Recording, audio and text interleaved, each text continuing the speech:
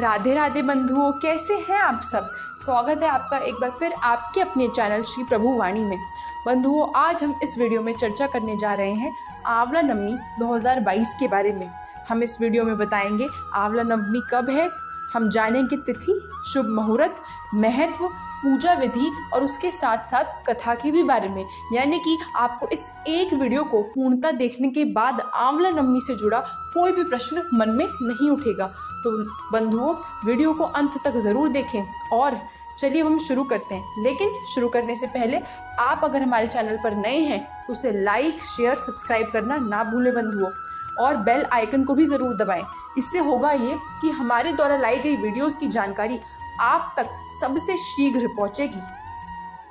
तो बंधुओं, आंवला नवमी देव उठनी एकादशी से 2 दिन पहले मनाई जाती है। माना जाता है कि आंवले के पेड़ में भगवान विष्णु निवास करते हैं, इसीलिए इस दिन विधिवत पूजा करने से पुण्य की प्राप्ति होती है। बंधुओं, बता दें कि पंचांग के अनुसार कार्तिक माह की शुक्ल पक्ष की नवमी तिथि को आंवला नवमी का पर्व कहा जाता है। इसे अक्षय नवमी के नाम से भी जाना जाता है। माना जाता है कि आंवला नवमी के दिन व्रत रखने के साथ आंवला के पेड़ की पूजा करने से सभी पापों से मनुष्य को मुक्ति मिल जाती है।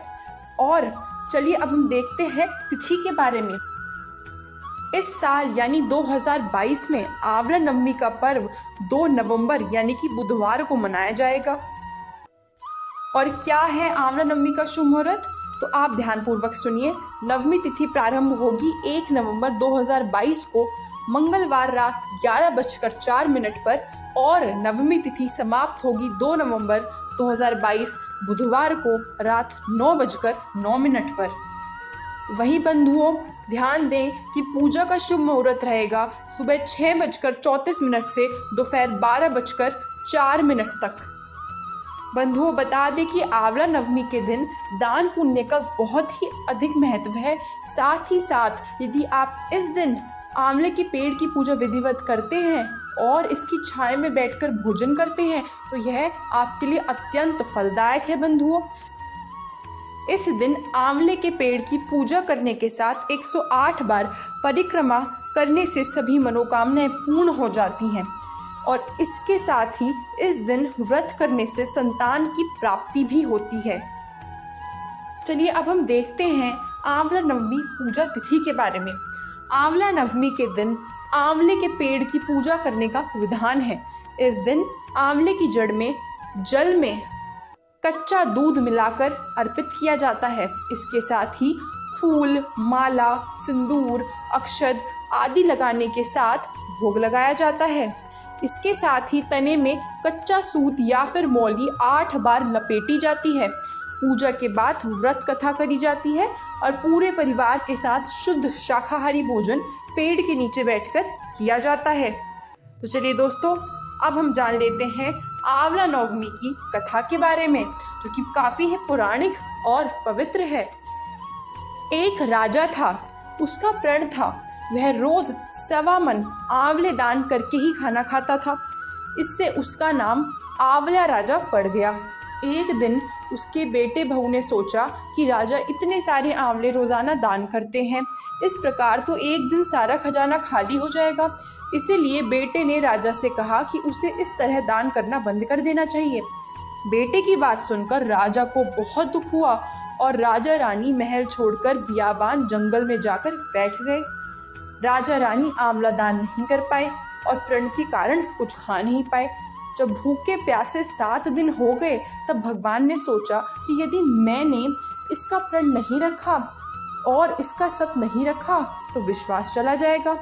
इसीलिए भगवान ने जंगल में ही महल, राज्य और बाग बगीचे सब बना दिए और ढेरों आंवले के पेड़ लगा दिए। सुबह राजा रानी उठे तो देखा कि जंगल में उनके राज्य से भी दुगुना राज्य बसा हुआ है।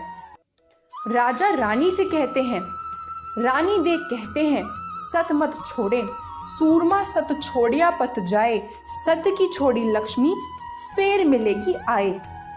आओ नहा धोकर आंवले दान करें और भोजन करें। राजा रानी ने आंवले दान करके खाना खाया और खुशी खुशी जंगल में रहने लगे। उधर आंवला देवता का अपमान करने व माता पिता से बुरा व्यवहार करने के कारण बहू बेटे के बुरे दिन आ गए। राज्य दुश्मनों ने छीन लिया, दाने दाने को मोहताज हो गए और काम ढूंढते हुए अपने पिताजी के राज्य में आ पहुंचे। उनके हालात इतने बिगड़े हुए थे कि पिता ने उन्हें बिना पहचाने हुए काम पर रख लिया। बेटे बहू सोच भी नहीं सकते थे कि उनके माता पिता इतने बड़े राज्य के मालिक भी हो सकते हैं। सो उन्होंने भी अपने माता पिता को नहीं पहचाना। एक दिन बहू ने सास के बाल गूंथते समय उसकी पीठ पर मस्सा देखा।